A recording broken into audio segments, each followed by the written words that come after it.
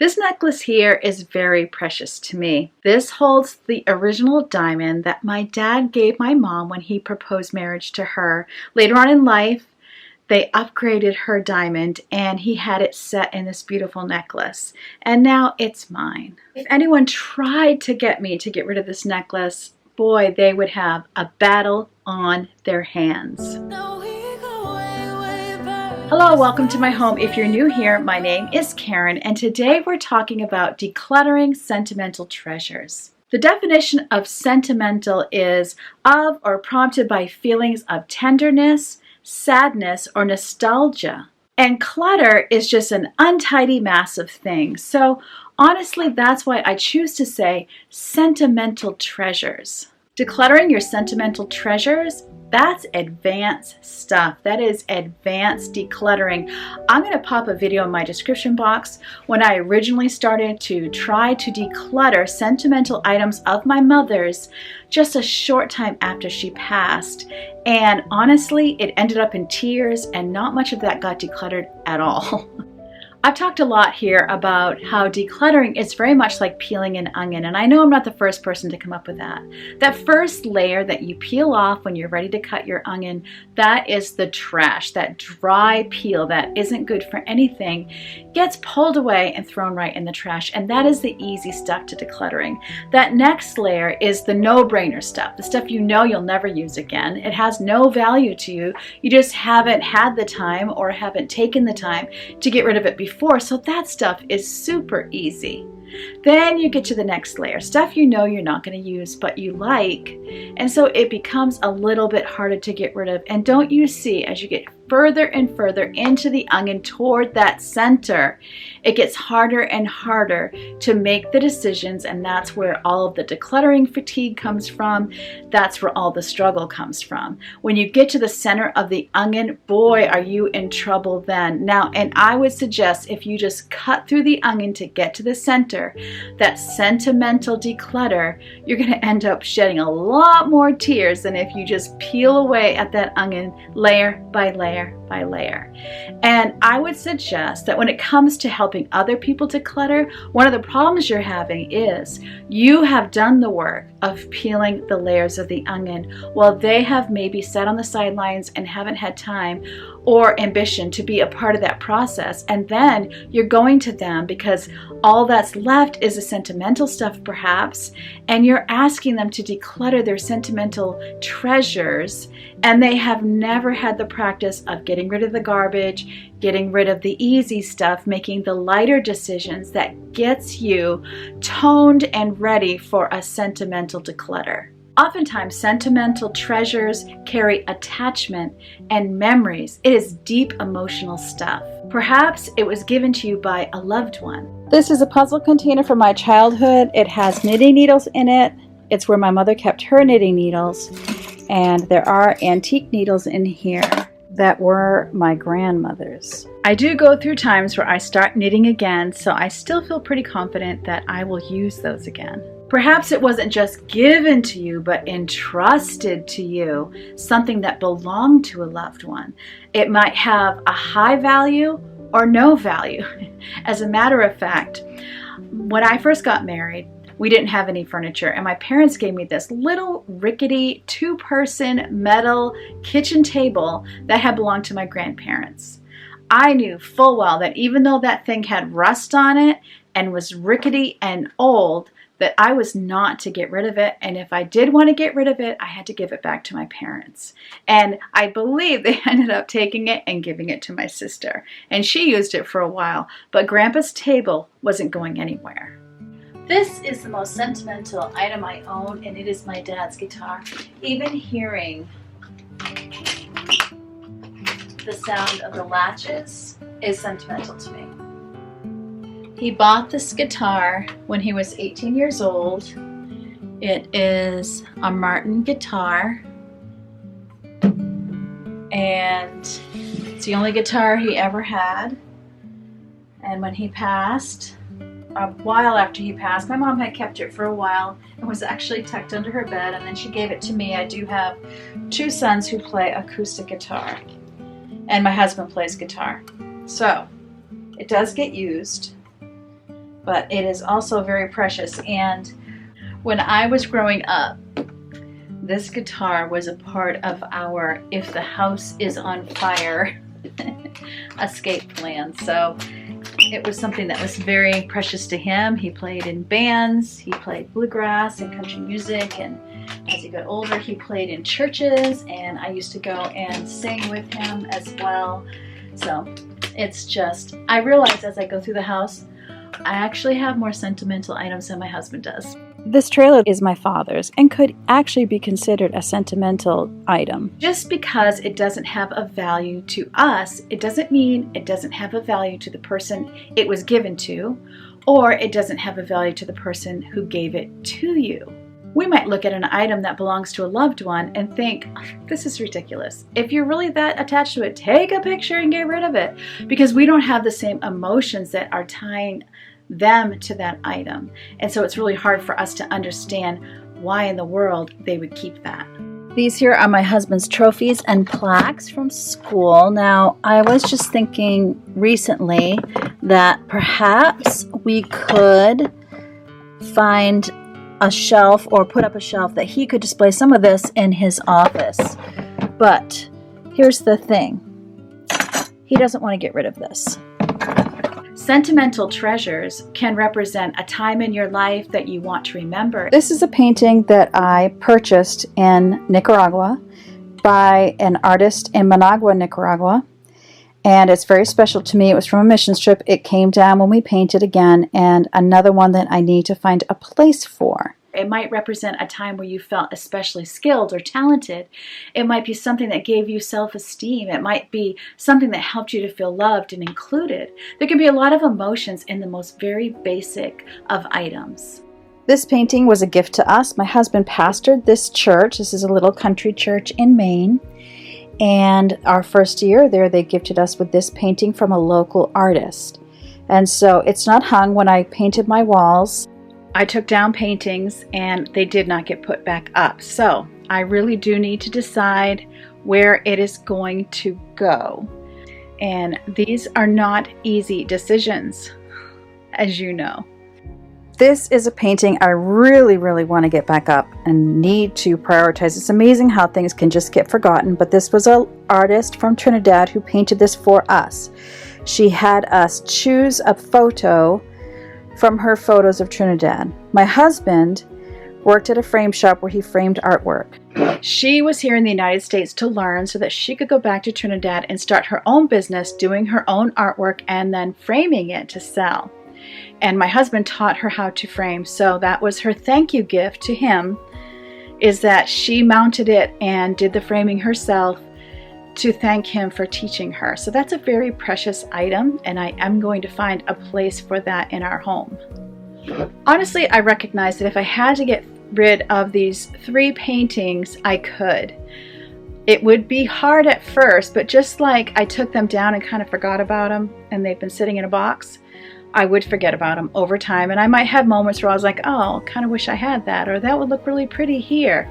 But you know, it wouldn't be the worst thing. For now, we're going to keep them and we're going to put them on the wall. And maybe if you haven't seen them in a while, you could say, hey, did you ever put those paintings on the wall? But you know, everything in its own time. I wanted to give you a few methods that some of you have shared with me, as well as I have found that do help if you do want to bring down your inventory of sentimental treasures. So first off, I would say if someone, perhaps you're trying to help your husband to declutter his sentimental treasures, I think having that conversation, what did that mean to you? Let them tell you the story behind that treasure. Sometimes just in relaying the story, they might realize it doesn't really hold a meaning to them today that it did before. You might ask them, how does it make you feel to keep this item? I heard someone say, don't keep anything you can't display. Well, to be perfectly honest, I'm going to keep things I can't display because my house, because of all of the people in it, I don't really have a ton of room other than what is absolutely necessary for our living day by day. And I'm the type of person, I can't have a ton of stuff on my walls. I have a hard time focusing and concentrating if I see a lot of things at once. So I like to live in a minimal space. But I want to be able to hand some of those items down. It is a good practice to only keep the things that you can display if at all possible. So as you go through your sentimental treasures, decide what are the things I could be displaying or enjoying right now. Maybe grandma's china is something that you have space for up in your main house, and you could be using that either daily or special occasions. What do you think would honor grandma more? Keeping it in a box where it might get damaged or broken, or having it displayed, or having it in use where everyone can enjoy it. And then even if it gets broken, there are memories that are built into those things. Because I'm not the person who has space to be keeping the china. Honestly, the only cabinet I had that would house china has homeschool books in it because those are the things we need to use now. I am going through and deciding who is going to get the china. So once you have talked to that person, found out why it is so special to them, first of all, it might help you understand why more patience might be needed. And you might even ask, is this something you could let go of later and not now? Or is this something you always want to keep? When do you want to give this item up? Once you have safely maneuvered that conversation, another idea is to talk about, well, what would you want to happen with this item if something were to happen to you and you were no longer here? So when you pass, what's going to happen to the item?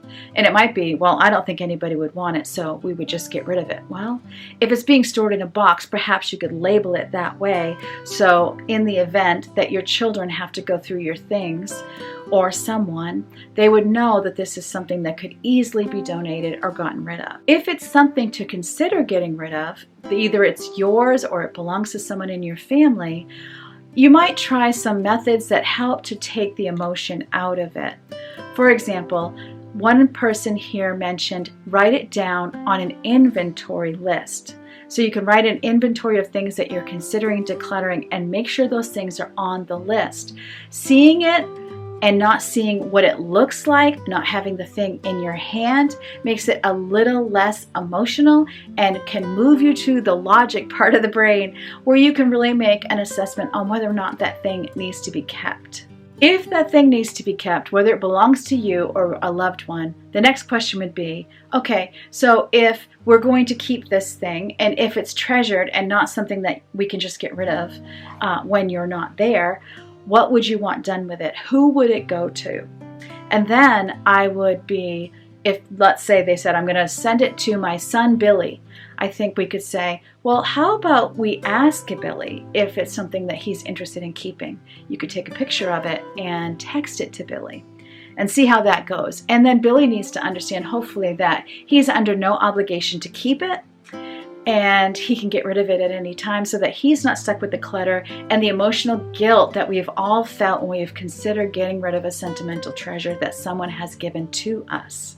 Once it has been decided that Billy's going to get it and Billy is perfectly accepting and receiving it, the next question is, could Billy have it now? Is it something that you could give to him and that he could be already enjoying?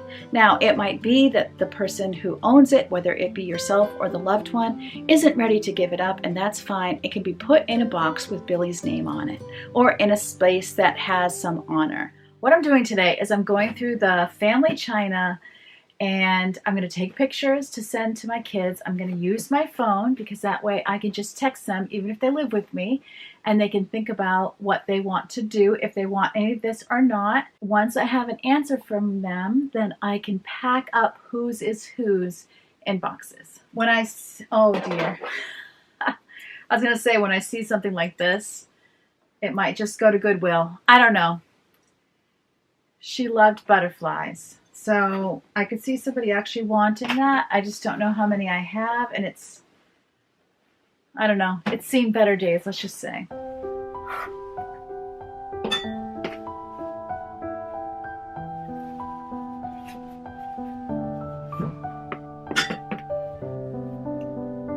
There's some stains on your photo,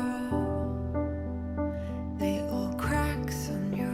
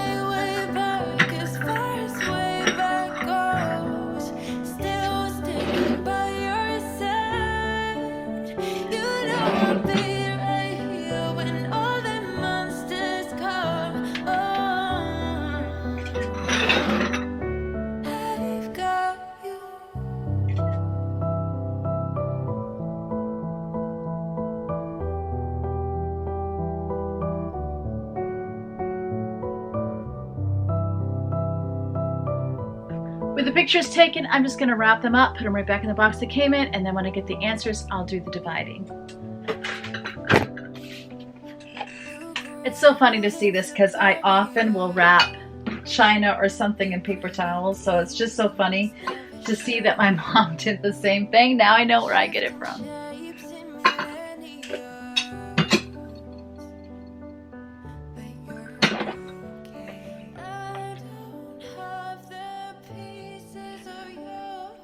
Actually, it would have been my sister that packed him up. Now that I think about it, it wouldn't even have been my mom. Either way, it's a family thing.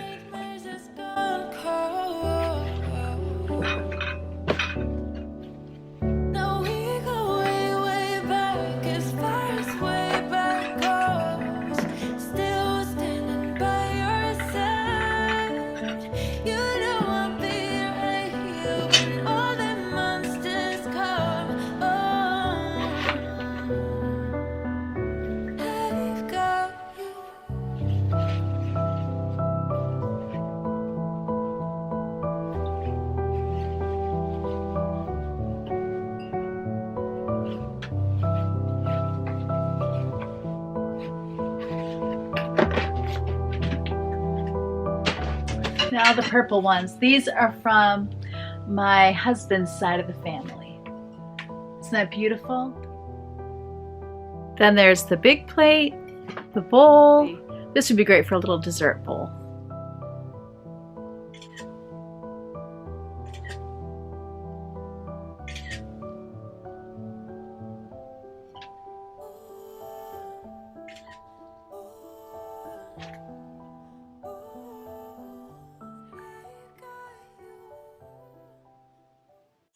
I am personally going through my sentimental treasures now and deciding who gets what. I had a video about photos, and I am still very much deep in the work of dividing photos between the kids. And then they will get their box of photos and they can decide if they want to keep it or if they want to give it up. And then I'm keeping a very, very small amount that I hope to put in a photo album where everyone can enjoy them. As I go through my sentimental treasures, there are items like this necklace of my mother's that's not going anywhere. I do wear this on special occasions. Another example would be my father's guitar.